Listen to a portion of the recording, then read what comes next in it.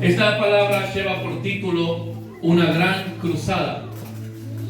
Una gran cruzada.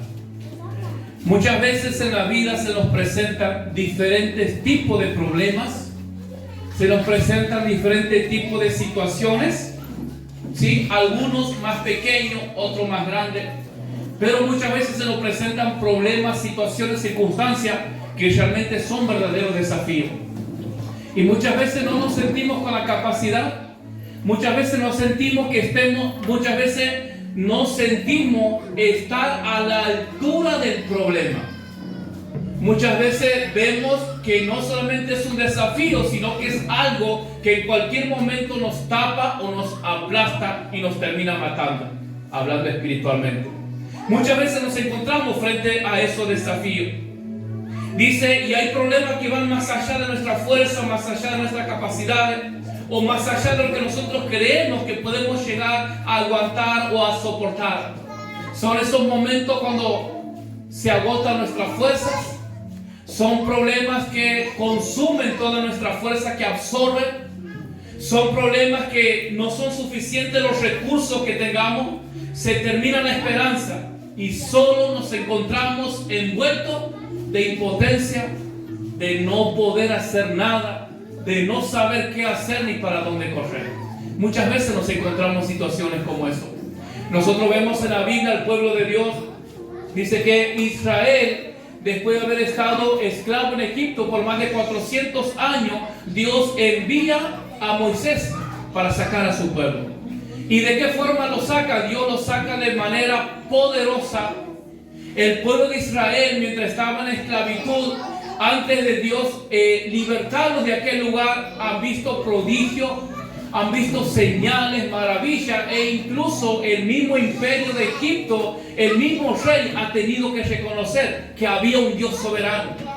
Ha tenido que reconocer que Israel no estaba saliendo de Egipto por su fuerza, sino porque había un ser superior, sino porque había un Dios soberano. Había un Dios supremo que los estaba sacando, y era un Dios delante del cual nadie podía resistir. Era un Dios delante del cual nadie podía mantenerse de pie. Israel ha sido testigo de ese poder tan grande y tan soberano con el cual Dios los ha sacado de la esclavitud de Egipto. Pero, sin embargo, nosotros vemos en el libro de Éxodo capítulo 14 que Israel se encuentra frente a una situación, como mencionaba en la introducción. Israel se encuentra aquí frente a un problema que su fuerza no era suficiente, sus habilidades no eran suficientes. Cuando ellos han salido de Egipto, dice que Dios había tocado el corazón de los egipcios para que ellos salgan con mucha riqueza, con mucha plata, con mucho oro. Pero nada de eso era suficiente para enfrentar o para superar este desafío el cual se les había presentado. Era un problema que escapaba de las manos de cualquier hombre sobre la tierra. Y dice la palabra del Señor, libro de Éxodo capítulo 14. Los israelitas cruzan el Mar Rojo. Dice el versículo 1, habló Jehová a Moisés diciendo, di a los hijos de Israel que den la vuelta y acampen delante de Pi-Hairot, entre Migdol y el mar hacia Baal-Zephón. Delante de él acamparéis junto al mar. El versículo 7 dice, y tomó 600 carros, hablando de Faraón, tomó 600 carros escogidos y todos los carros de Egipto y los capitanes sobre ellos. Endureció Jehová el corazón de Faraón, rey de Egipto, y él siguió a los hijos de Israel, pero los hijos de Israel habían salido con mano poderosa. Versículo 9 dice, siguiendo los pueblos egipcios con toda la caballería y carros de Faraón, su gente de a caballo y todo su ejército, los alcanzaron, acampados juntos al mar, al lado de Pi-Hairot, delante de Baal-Zephón. Versículo 10, cuando Faraón se hubo acercado, los hijos de Israel alzaron sus ojos, y aquí que los egipcios venían tras ellos. Por lo que los hijos de Israel temieron en gran manera y clamaron a Jehová. Versículo 12 dice: ¿no es esto lo que te hemos hablado en Egipto? Dice Israel a Moisés, diciendo: déjanos servir a los egipcios. ¿Por qué mejor no fuera servir a los egipcios que morir nosotros en el desierto? Moisés dijo al pueblo: no temáis, estad firme y ved la salvación que Jehová hará hoy con vosotros, porque los egipcios que hoy habéis visto, nunca más para siempre lo veréis. El versículo 16 dice: y tú alza tu vara, dice Dios a Moisés, y extiende tu mano sobre el mar y divídelo, y entre los hijos de Israel por medio del mar en seco. Versículo 20: e iba entre el campamento de los egipcios y el campamento de Israel, y la nube y tiniebla para aquello, y alumbraba a Israel de noche y en toda aquella noche. Versículo 30: así salvó Jehová aquel día a Israel de la mano de los egipcios, e Israel vio a los egipcios muertos a la orilla del mar. Gloria a Dios. Dice el versículo 1: habló Jehová a Moisés diciendo: di a los hijos de Israel que den la vuelta y acampen delante de Pi-Hahiroth. Nosotros vemos, hermano, en el capítulo 14, versículo 1 y versículo 2, cómo Dios mismo le dice a Israel lo que tienen que hacer y a dónde deben detenerse. Pero lo que llama la atención de esto, que aquel lugar al cual Dios los estaba guiando era un callejón sin salida. Aquel lugar a donde Dios los estaba llevando era un lugar donde más tarde ellos iban a ser perseguidos, alcanzados por los egipcios, y ellos no iban a tener ninguna posibilidad de escapar. Ahora, dice la Biblia: di a los hijos de Israel, dice el versículo 2, que den la vuelta y acampen delante de Pi-Hahiroth entre Migdol y el mar hacia Balsón. Dice el 3: porque Faraón dirá de los hijos de Israel: encerrados están en la tierra, el desierto los ha encerrado. La idea de Dios era confundir ¿a quién? A Faraón. La idea de Dios era confundir al Faraón para que él crea que los hijos de Israel no tenían salida, para que él crea que los hijos de Israel no tenían escapatoria, y para que Dios pueda glorificar su nombre en Faraón y en todo su ejército. Dice: el desierto, Israel estaba en un lugar, no solamente Israel se encontraba, hermano, en un lugar sin salida, sino que se encontraba en un lugar completamente desconocido para ellos. Ellos no conocían el desierto. Ellos no conocían un posible camino de escape. Ellos no entendían, no conocían aquel lugar, porque para ellos era completamente nuevo. Recordemos que ellos vienen de una esclavitud de más de 400 años. Ellos ese lugar no conocían, no sabían en dónde estaba. Pero sin embargo, la voluntad de Dios los ha llevado a un camino sin salida. ¿Cuántos quieren hacer la voluntad de Dios? Amén. Amén. Gloria a Dios. Sí, y la Biblia nos llama a que nosotros debemos hacer la voluntad de Dios. Pero como siempre digo, muchas veces hacer la voluntad de Dios, no muchas veces, siempre va en contra de nosotros. Y ese es el problema. Dice Dios, el desierto, dice, era un lugar desconocido, ellos estaban inseguros. Ellos se veían desprotegidos de alguna manera y se veían a la intemperie de todo. Pero sin embargo, ¿qué es lo más importante? Lo más importante para Israel en ese momento no era el lugar donde estaba.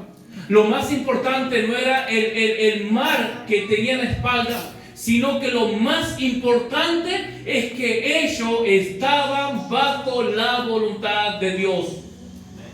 Hermano, lo más importante no es cuánta salida vemos en nuestra vida. Lo más importante no es si tenemos problemas o si encontramos una posible salida o si no vemos ninguna solución. Eso no es lo más importante. Lo más importante para nosotros como cristianos es saber, estar seguro que estamos bajo la voluntad de Dios. Aunque no veamos salida, aunque nos duela todo, aunque derramemos lágrimas, aunque todo sea dolor, todo sea tristeza o angustia, pero lo más importante es estar bajo la voluntad de Dios. Y muchas veces eso es lo que nosotros no queremos. Eso es constantemente lo que nosotros resistimos, es la voluntad de Dios. Porque muchas veces la voluntad de Dios nos lleva o nos saca de situaciones o de lugares cómodos. Y cuando nosotros ya no nos sentimos cómodos, cuando comenzamos a sentir un poco de inseguridad, entonces eso comienza a generar miedo en nosotros. Miren lo que dice el versículo 7. Y tomó Faraón 600 carros escogidos y todos los carros de Egipto y los capitanes. Dice que después que el pueblo de Israel se fue de Egipto, al no regresar, dice que Faraón se sintió burlado. ¿Y qué hizo Faraón? Tomó los carros. ¿Qué tipo de carro ha tomado Faraón? Dice que Faraón ha tomado los mejores carros, la mejor parte de su ejército, los mejores soldados, las personas más capacitadas, las armas más fuertes que el imperio de Egipto tenía. Faraón los ha tomado para seguir a Israel. Ahora, dígale al hermano que está a la parte: tengo una buena noticia. Satanás tiene lo mejor para tu vida. Esa es una buena noticia que hoy quiero dar. Satanás siempre tiene lo mejor para nosotros. Porque dice la Biblia que este rey de Egipto ha tomado los mejores carros, lo mejor que tenía en su ejército, ha tomado para alcanzar al pueblo de Israel. Dice que eran carros elegidos. Hermano, ¿qué es lo que nosotros debemos entender o qué es lo que la palabra nos quiere dejar de enseñanza esta noche? Escuche esto. Según la gloria, según la gracia, según el propósito de Dios sobre nuestra vida, serán los enemigos que tendremos asignados o designados para nosotros. Tenemos un clarísimo ejemplo acerca de Jesús. Cuando Jesús dice, después de haber ayunado 40 días, tuvo hambre y fue llevado por el Espíritu al desierto para ser tentado por un demonio, para ser tentado por un mal pensamiento, para ser tentado por un brujo. No, Cristo fue llevado al desierto y fue tentado ¿por quién? Por el propio Satanás.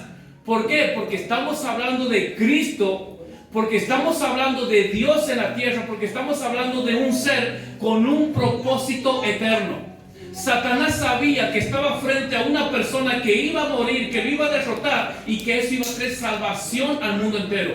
Entonces Satanás habla con su ejército, habla con su corte de espíritu, de demonio y principado, y dice: muchacho, este trabajo me tengo que encargar yo personalmente.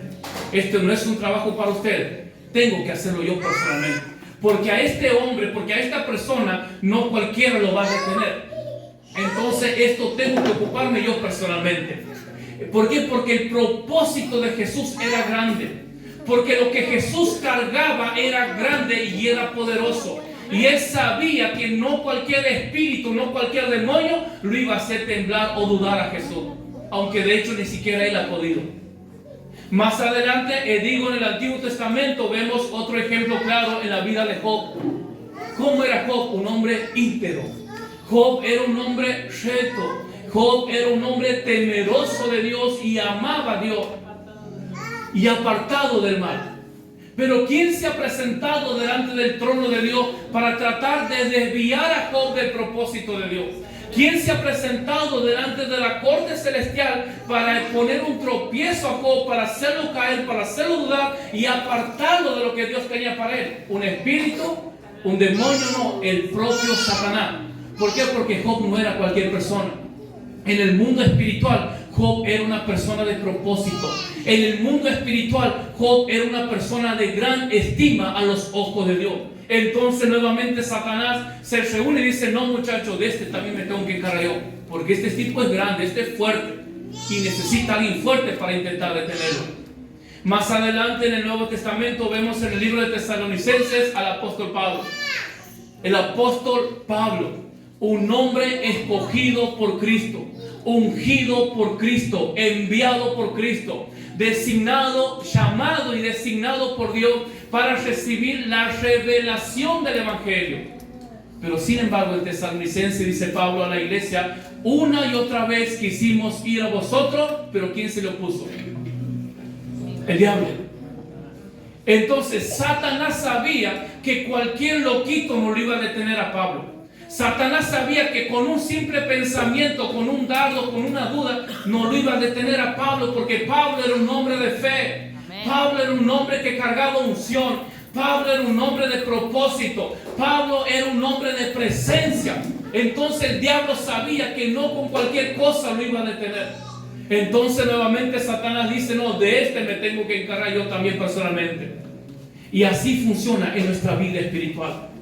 Por eso, hermano, cuando nosotros nos encontremos con problemas grandes, usted no tiene que ver el problema. Usted tiene que ver el que está detrás del problema intentando detener su avance en la vida cristiana en Cristo Jesús.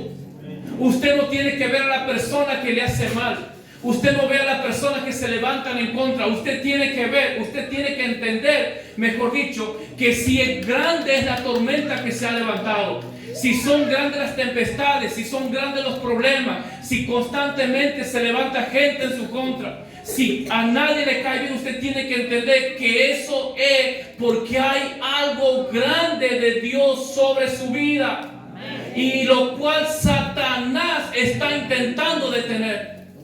Pero el problema nuestro es que no podemos ver con los ojos espirituales.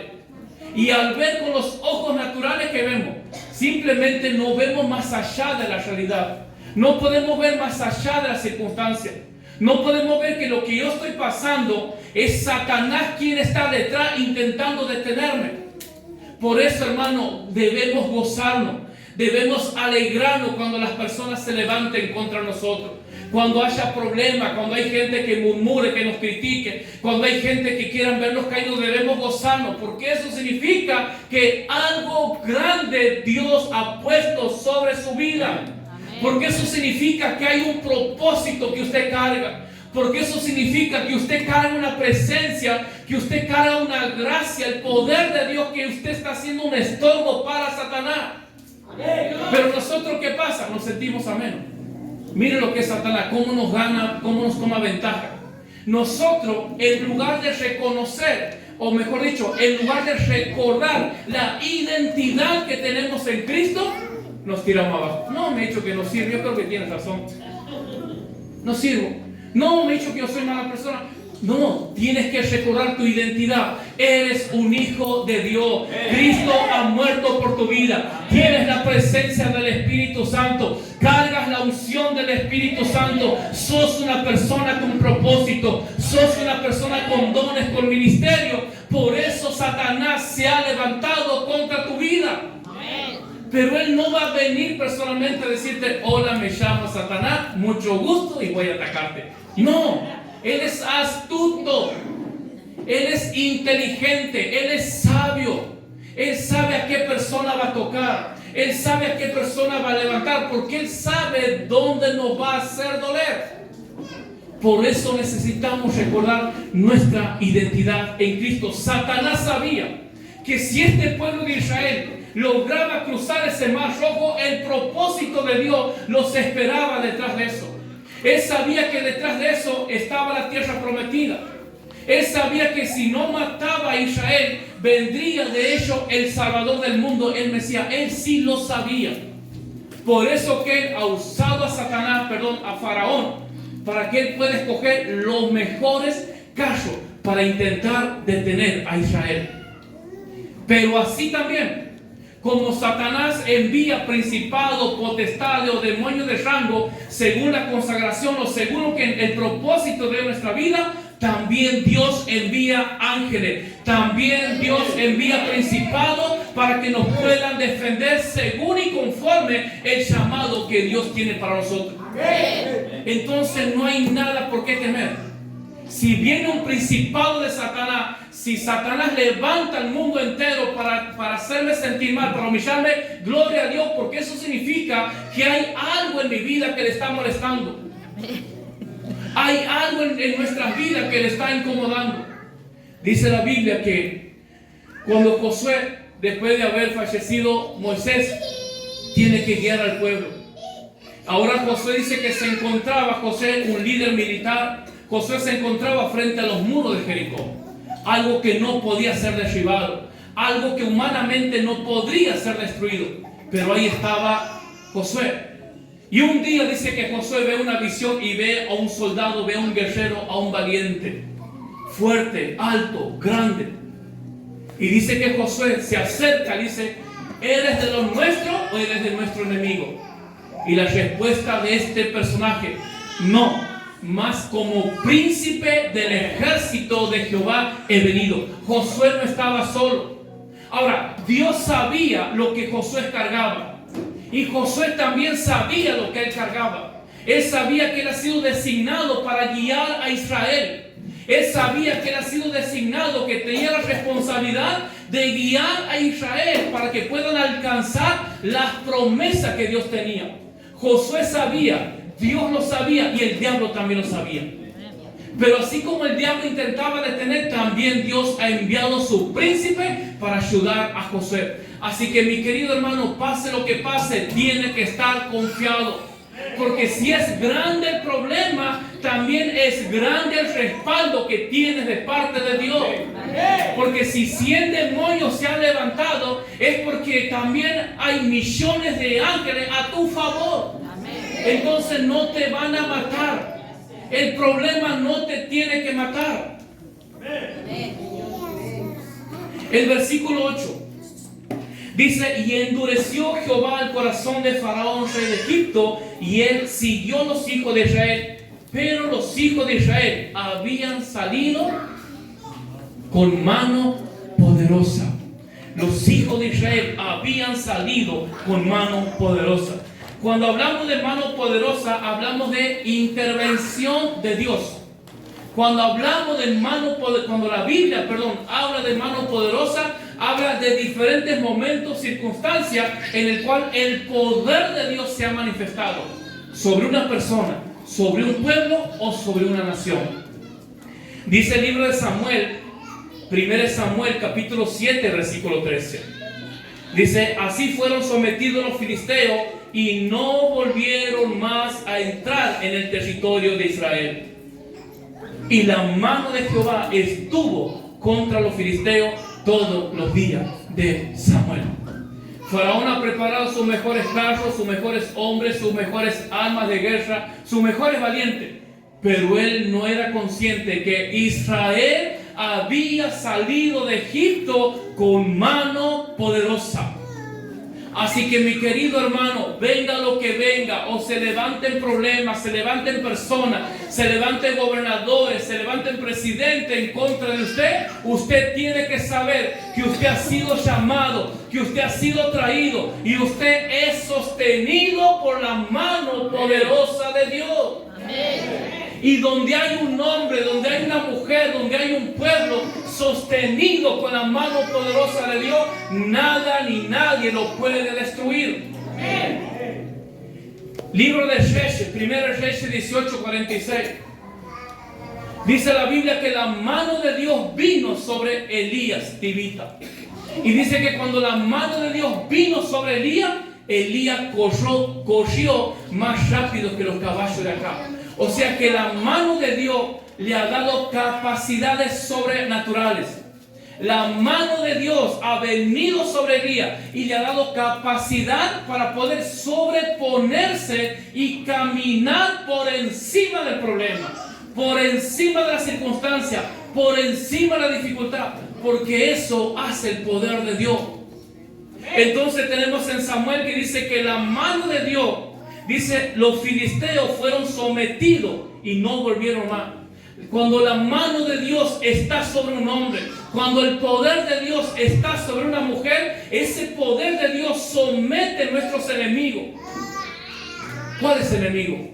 El pecado, las debilidades, nuestras luchas, nuestras debilidades que muchas veces no podemos controlar. Pero para eso está la mano de Dios, para eso está el poder de Dios sobre nosotros, para eso está el Espíritu Santo, que es el ser más poderoso de la tierra, para ayudarnos a vencer, para ayudarnos a tener un control sobre nuestras debilidades, sobre el pecado, para decirle: pecado, hasta aquí me has dominado, aquí te quedas, te someto.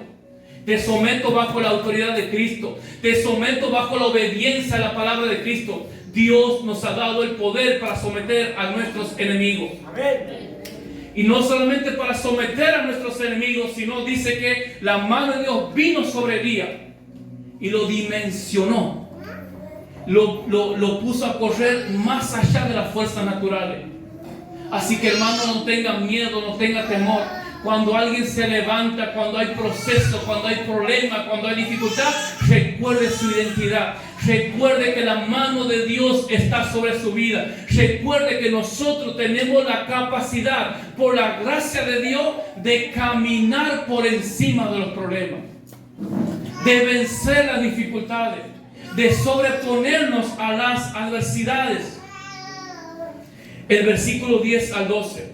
Entonces dice que llega el faraón a seguir a Israel, pero dice que el faraón no sabía que Israel había salido con mano fuerte y poderosa. Cuando Israel dice que mira hacia atrás, voltea a ver y ve el ejército de los egipcios. Y dice que el pueblo de Israel clamó a Jehová. Pero el versículo 10 al 12 no solamente resalta que el pueblo de Israel ha clamado, sino Israel hizo dos cosas. En primer lugar, Israel clamó a Jehová, y en segundo lugar se ha quejado. Se ha quejado contra Moisés. Se ha quejado contra el siervo de Dios. ¿Ves para qué nos trae aquí? Mejor nos hubiera dejado en Egipto que moramos allá y no morir en este desierto. ¿Sabe cuál es el problema de Israel en ese momento? Ellos habían olvidado lo que Dios había hecho por ellos. Ellos fácilmente se estaban olvidando de cómo Dios lo había sacado de Egipto, cómo Dios había mandado las plagas, cómo Dios lo había protegido de la muerte, cómo Dios había hecho doblegar a Faraón, cómo Dios ha usado a Egipto para que ellos salgan ricos. Ellos se habían olvidado. Y en lugar de recordar lo que Dios había hecho, se estaban quejando. Han comenzado a quejarse, a murmurar contra el siervo de Dios. Eso muchas veces es exactamente lo mismo que nosotros hacemos. Cuando nos vemos en dificultades, cuando la enfermedad, cuando el dolor, cuando los procesos golpean nuestras puertas, ¿qué es lo que hacemos? Nos quejamos. Perdemos la fe, perdemos la esperanza, nos olvidamos quién es Dios. Y a veces comenzamos a comportarnos como si nunca hubiésemos escuchado hablar de un Dios de poder. A veces vienen los problemas, las dificultades, y nos comportamos como si nunca hubiésemos agarrado una Biblia. ¿Por qué, hermano? Porque el problema nos enceguece. Israel, al ver el ejército de Egipto, han olvidado fácilmente lo que Dios se había hecho.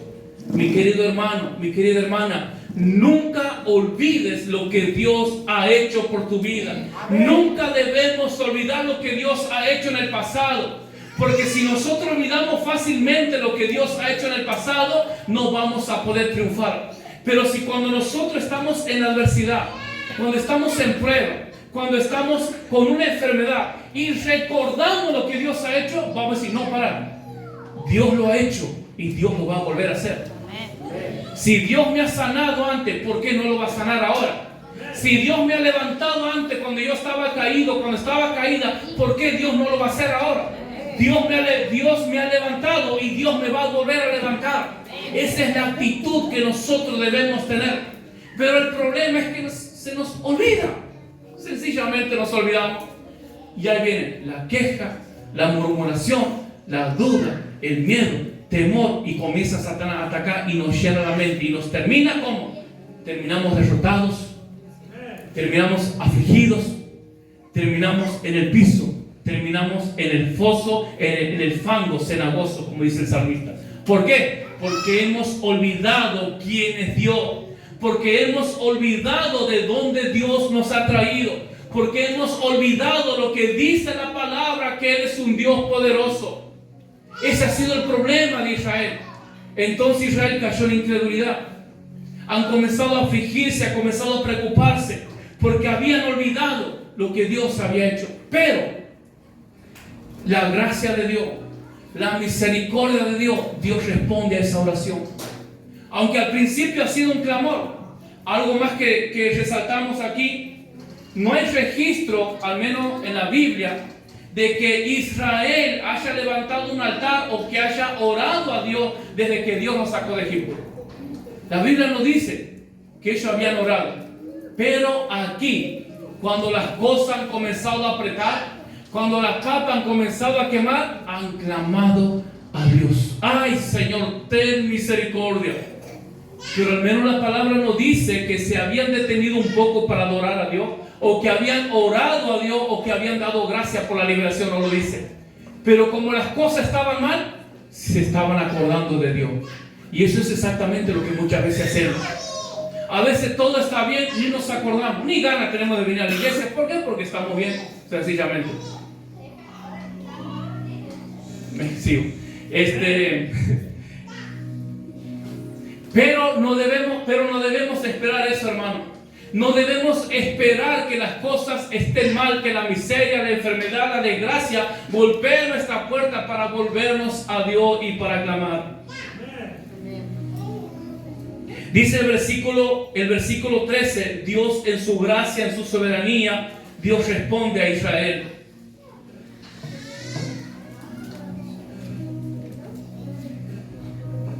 Dice, Moisés dijo al pueblo, no temáis, estad firme y ve la salvación que Jehová hará hoy con vosotros. No teman, estén tranquilos. Nosotros, hermanos, debemos entender que el pueblo de Israel, no estamos hablando de personas de guerra, no eran guerreros, valga la redundancia, no eran personas que habían sido entrenados para pelear, no, ellos venían de ser esclavos. Pero ellos estaban enfrentando a un ejército capacitado, a un ejército fuerte, con carros, con caballos, con gente, con personas capacitadas, valientes y guerreros listos para pelear. Pero Israel no. Israel, además, que estaba en un lugar que no conocían, que simplemente ellos estaban ahí porque Dios les había dicho. Lo único que ellos sabían que estaban ahí porque Dios así lo ha dicho. No sabían nada más. No entendían nada, no comprendían lo que pasaba. No podían entender humanamente, no tenía sentido que ellos tengan que levantarse y pelear contra un ejército tan fuerte. No estaban a la altura. Ahora, usted imagínense cómo los egipcios, los soldados, los miraban a los israelitas. No era un problema para ellos. La pelea de los egipcios contra los israelitas iba a ser como comer un bocado de pan, porque no eran personas entrenadas, no tenían la capacidad para defenderse, no tenían la habilidad para defenderse. Pero sin embargo, Dios da una palabra. Muchas veces estamos en situaciones, muchas veces nos encontramos en problemas y nos sentimos igual que el pueblo de Israel. Nos sentimos indefensos, nos sentimos vulnerables, nos sentimos que no tenemos la capacidad de afrontar esta situación y sentimos, yo creo que hasta aquí he llegado porque no tengo fuerza, no sé cómo seguir, no sé cómo luchar. Bueno, Israel estaba pasando exactamente lo mismo, estaban impotentes y muchas veces estamos así, ante los problemas, ante las críticas, las murmuraciones, las humillaciones, nos sentimos vulnerables. Y lo único que sabemos que estamos ahí porque Dios lo ha querido así. Lo único que sabemos. Y lo único que sé es que yo tengo que seguir aguantando, que tengo que seguir soportando, porque la Biblia lo dice, es lo único que sabemos. Pero no tenemos la sabiduría suficiente para defendernos. No tenemos la fuerza, queremos abandonar, queremos dejarlo todo. Pero sin embargo, llega una palabra de Dios para el pueblo. Y le dice Moisés al pueblo, no temáis, estad firme y ve la salvación. Pero mire qué tremendo, hermano, porque en primer lugar no dice que Moisés fue a orar a Dios por el pueblo, sino que Moisés automáticamente dice, tranquilo, no tema. Entonces, ¿cuál es la diferencia? Que Moisés sí sabía, Moisés recordaba quién era su Dios, Moisés recordaba de dónde Dios lo había sacado. Moisés recordaba toda la gloria, todo el poder que Dios había manifestado en Egipto. Entonces no hacía falta buscar dirección de Dios. No hacía falta buscar al profeta. No hacía falta buscar la guía porque él ya sabía, porque él ya conocía quién era Dios. Amén.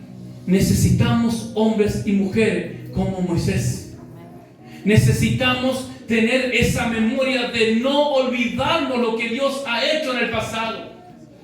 Porque si siempre tenemos presente lo que Dios ha hecho en el pasado, entonces vamos a decir, Dios lo ha hecho, Dios lo va a hacer y Dios lo va a seguir haciendo.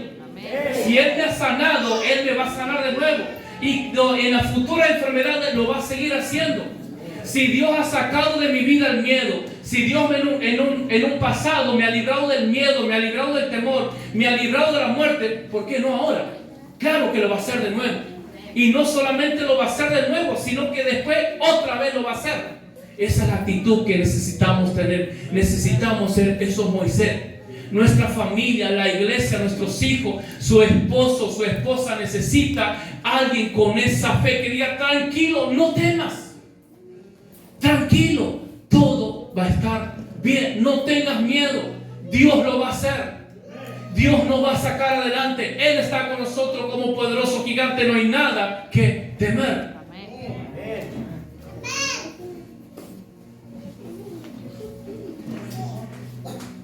En el versículo 14, versículo 13, Moisés dijo al pueblo, no temáis, estad firmes. Y el versículo 14 dice, Jehová peleará por vosotros y vosotros estaréis tranquilo, tengan paz. Que yo creo que este problema, tranquilo, tengan paz. Es que yo creo, tranquilo. Es que yo no, tranquilo. Dios lo va a hacer de nuevo. Él lo ha hecho, Él lo hará y Él lo seguirá haciendo. Dice Éxodo 15:3, después de haber cruzado, Moisés declara en un cántico que Jehová es varón de guerra. Varón de guerra, mi querido hermano, ese varón de guerra no te abandona.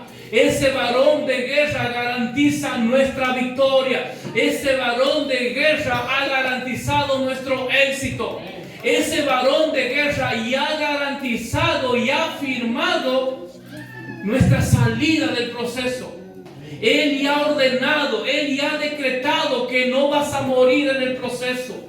Él ya ha decretado que ese problema no te va a matar. Él ya ha decretado que eres su hijo, que eres su hija, que eres ungido. Dios ya te ha dado propósito. Hay personas, hay naciones que te esperan. Hay familias que te esperan para que sean restauradas. No te va a matar el enemigo, porque el varón de guerra está con nosotros. Pero mire lo tremendo. En el versículo 16.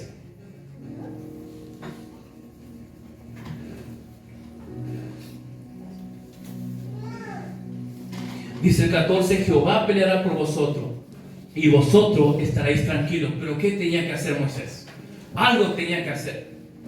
Dice el 16, y tú, le dice Dios a Moisés, tú, alza tu vara y extiende tu mano sobre el mar y divídelo y entren los hijos de Israel por medio del mar en seco. Y tú, alza tu vara. Lo único que Moisés no tenía un arco, Moisés no tenía una espada, Moisés no estaba armado de pies a cabeza como un soldado egipcio, Moisés no tenía un carro, no tenía nada. Lo único que tenía, una vara. Autoridad. Lo único que tenía era esa vara que lo había acompañado en todos los procesos. Lo único que él tenía era esa vara que lo había acompañado en el desierto, cuando pastoreaba las ovejas de su suegro. Con esa vara había matado unos leones, algunos osos. Con esa vara había ayudado a levantar a unos... Lo único que él tenía era esa vara. Y con esa misma vara, Dios lo ha usado para hacer prodigios y maravillas en Egipto. Hermano, Dios no espera que tengamos todo a nuestro alcance. Dios no espera que tengamos todos los recursos humanos para hacer algo. Dios usa personas débiles. Dios usa personas frágiles. Dios está dispuesto a manifestar su poder. Dios está dispuesto a manifestar su gloria mujeres que dicen, yo no califico para esto. Yo no soy para esto. Yo no sé hablar. Yo no sé cómo pararme en el púlpito. Yo no sé qué decir. Quizás la vara de Moisés ya tenía sus años. Quizás estaba ya medio torcida. Quizás una punta estaba quebrada. Quizás lo había atado un poco de cinta. Quizás ya tenía un clavo con alambre y una pinza. Eso era lo único que Moisés tenía. Pero Dios ha usado eso único que representa nuestra debilidad para abrir un mar. ¿Qué es lo que usted tiene? Moisés solo tenía una vara y el problema era grande. ¿Era más grande el mar que la vara de Moisés? No. O sea, sí. Era más grande el mar que la vara de Moisés. ¿Era más fuerte el ejército egipcio que la vara de Moisés? Sí. O sea que humanamente, por lógica, tenían toda la de perder. ¿Había posibilidad humanamente que Moisés gane? No. Una vara, ¿qué se puede hacer con la vara frente a un ejército? Pero ese es el Dios que nosotros servimos. Él no espera que seamos super hombres y mujeres super dotadas. Él no espera que tengas títulos teológicos. Él no espera que tengas una buena elocuencia, la mejor sabiduría, el mejor traje. No, Dios no quiere eso. Lo único que Dios quiere, alguien que diga, Señor, aquí estoy. Lo único que tengo es esto. Soy un desastre, soy débil. Muchas veces caigo, me equivoco. Muchas veces tomo malas decisiones. Es lo único que soy, Señor. Eso lo único que Dios quiere. Un corazón rendido, una vida rendida con todas debilidades para que Dios pueda hacer grandes cosas. Así que si en esta noche usted se siente identificado, quiero decirle que usted califica para la obra de Dios. Usted califica para las cosas grandes de Dios. Usted califica para los propósitos grandes de Dios. Porque es débil, porque es vulnerable, porque es frágil. Y porque para la sociedad usted lo califica. Pero para Dios usted califica. Usted califica para manifestar el poder de Dios. Usted califica para ser un instrumento para que su ciudad se convierta, para que un barrio conozca a Cristo, para que su familia conozca a Cristo, para que su esposo, su esposa, sus hijos se vuelvan a Cristo. Usted sí califica, usted puede hacerlo, porque no lo hace en su fuerza. Es la poderosa mano de Dios que está sobre su vida. No tema, le dice. En el versículo 16 dice, en Primera de Reyes, capítulo 18, Primera de Reyes 18, 46. Nuevamente dice, y la mano de Jehová estuvo sobre Elías, el cual ciñó su lomo y corrió delante de Acab, un instrumento débil. Otro ejemplo que tenemos, dice la Biblia que después, no era el versículo en realidad, dice la Biblia que después de 3 años y medio de sequía en Israel, dice que Elías se presenta delante del rey Acab. Acab lo estaba buscando Elías para matarlo porque él lo hacía culpable y responsable de que no lloviese en Israel. Elías se aparece, Elías profetiza, dice, por tu rebeldía, por tu idolatría ha pasado esto. En fin, pero dice Elías, ahora unce tu callo y ve, porque una gran tormenta se viene. Dice que Elías entra al lugar y ora, y manda a su criado, ve y mira al cielo. Su criado va y dice, Señor, no hay nada. Limpio el cielo, no había una sola nube. Por segunda vez y la tercera vez va su criado y dice, Señor, veo una pequeña nube como la palma de la mano de un hombre. Y Elías dice, ahí está, esa es la tormenta. Esa es la tormenta que va a caer sobre esta sequía. Esa es la tormenta que va a llenar todos los pozos secos y áridos de Israel. Esa es la tormenta que va a alimentar a los animales que se están muriendo de sed. Era una pequeña nube, algo insignificante, algo sin valor. Cada uno de nosotros calificamos para Dios, porque en las manos de Dios somos esa pequeña nube, pero cuando la mano de Dios viene sobre nosotros, nos dimensiona, nos capacita, nos da poder, nos da autoridad para hacer la obra de Dios y para hacer cosas grandes. Nosotros estamos llamados, hermanos, para hacer cosas grandes. Estamos llamados para conquistar cosas grandes. ¿Por qué? Porque somos débiles. ¿Por qué? Porque para el mundo no calificamos. ¿Por qué? Porque somos pequeños. Y eso es lo que Dios está buscando. Amén. Mire lo tremendo. En el versículo 19 al 20 dice: y el ángel de Dios que iba delante del campamento de Israel se apartó e iba en pos de ellos, y asimismo la columna de nube que iba delante de ellos se apartó y se puso a sus espaldas. E iba entre el campamento de los egipcios y el campamento de Israel, y era nube y tiniebla para aquellos, y alumbraba a Israel de noche, y en toda aquella noche nunca se acercaron los unos a los otros. ¿Y eso qué significa? ¿Y eso qué nos quiere decir? Lo que la Biblia nos está diciendo, que Dios puso distancia. En primer lugar, primero Dios puso distancia. En segundo lugar, Dios se paró en el medio de Israel y Egipto. Si por esa razón los egipcios nunca lo han alcanzado, por esa razón Israel no ha sido destruido en el desierto, por esa razón no han muerto todo el desierto, porque Dios se interpuso entre... Mi querido hermano, cuando usted, si está atravesando un problema, una dificultad, el nombre que usted le quiera poner, la dimensión que usted le quiera poner al problema, grande, chico, mediano, el nombre, la característica que usted le quiera poner.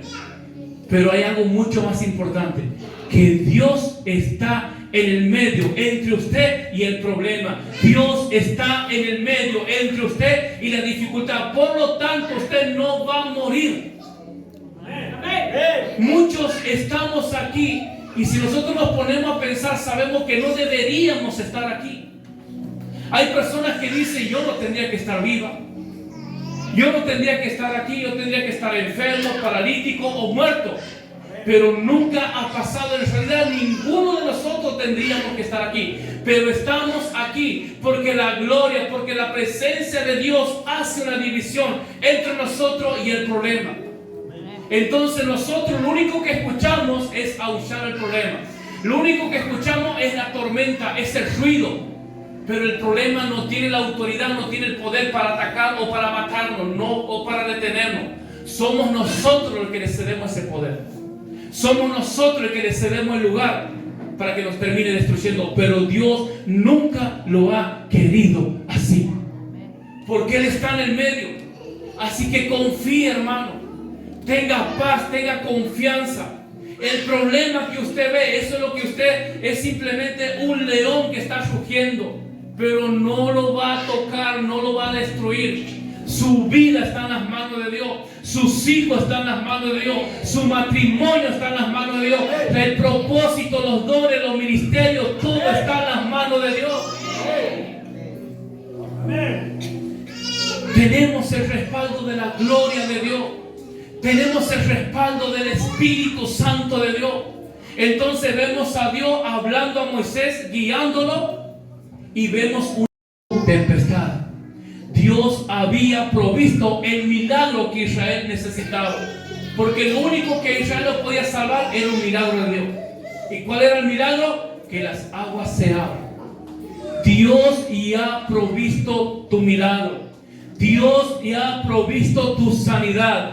Dios ha provisto y ha garantizado tu salida. Dios ha provisto y ha garantizado la puerta por la cual vas a escapar, para que la tormenta no te mate, para que no mueras en el mar, para que no mueras en la tempestad.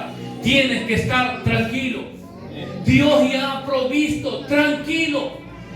¿Qué es lo que tenía que hacer Israel? Simplemente poner el pie y comenzar a caminar en confianza de lo que Dios había dicho, en confianza en la palabra de Dios. Hermanos, necesitamos comenzar a caminar en la palabra de Dios. No se preocupe, todo ha sido provisto por Dios. Dios no se ha olvidado de usted. A Dios no le ha pasado por alto su problema. El versículo 30 dice: así salvó Jehová aquel día a Israel de mano de los egipcios. E Israel vio a los egipcios muertos a la orilla del mar.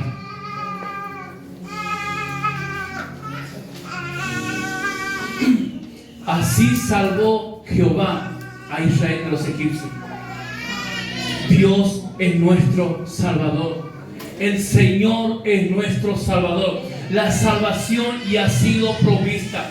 La salvación ya ha sido dada. La solución a tu problema ya ha sido decretado desde el cielo. La salida ya ha sido ordenada por Dios de que vas a salir. Y ha sido ordenado por Dios que no vas a morir. Que el diablo no te va a matar. Que el diablo no va a destruir tu hogar. Que el diablo no va a destruir tu matrimonio y tus hijos. Dios ya lo ha decretado. Pero está en nosotros en creer y caminar en esa dirección de obediencia a la palabra de Dios. Finalmente, para concluir, algo que me llamaba la atención cuando estaba leyendo esta historia, que mientras Israel estaba en Egipto y le servía, no eran enemigos.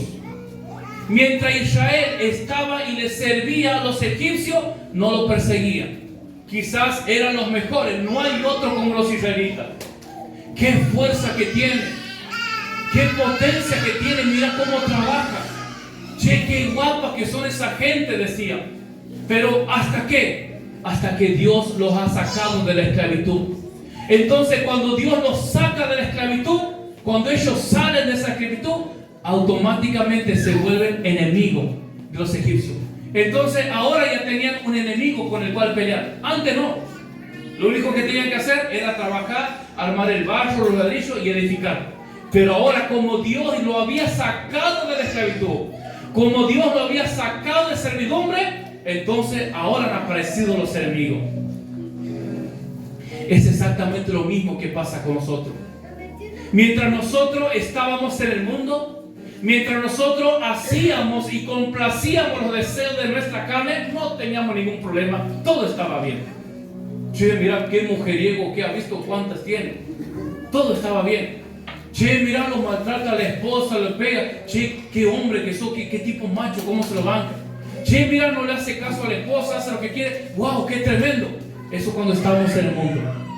Che, mira, lo manda a pasear, discute con todo, pelea con todo. Che, qué grande, qué grosso de nuevo. Parece que el tipo se lo banca. Cuando estábamos en el mundo, todo estaba bien. Pero cuando hemos venido a Cristo, eso se ha convertido en nuestros enemigos. Carácter, el temperamento, el orgullo, la soberbia. Entonces lo que afuera era aprobado por el mundo, ahora Dios nos dice, ahora vas a tener que pelear contra esto. Lo que antes te vencía, ya es tiempo que deje de vencerte. Lo que antes te dominaba, es tiempo que deje de dominarte. Porque ahora ya hemos salido de Egipto, porque ahora ya nos ha sacado de esclavitud y tenemos que luchar. La vida del cristiano no es una vida pasiva. El único cristiano pasivo es aquel que se deja llevar por los deseos de la carne. El único cristiano pasivo es aquel que se deja llevar por los malos deseos, por la ira, por el enojo. Ese es el único cristiano pasivo.